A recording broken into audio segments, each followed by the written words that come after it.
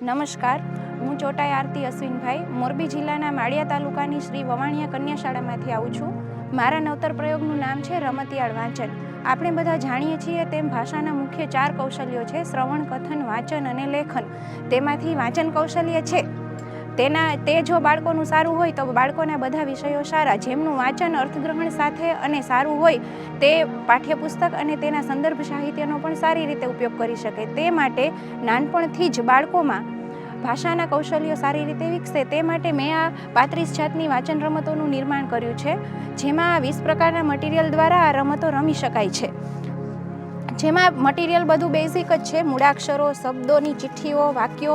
આ બધા મટીરિયલ દ્વારા આ 35 રમતો રમી શકાય છે. અને આ રમતો રમતા રમતા બાળકો ખૂબ જ આનંદદાયી અને રસપ્રદ રીતે વાંચન શીખે છે.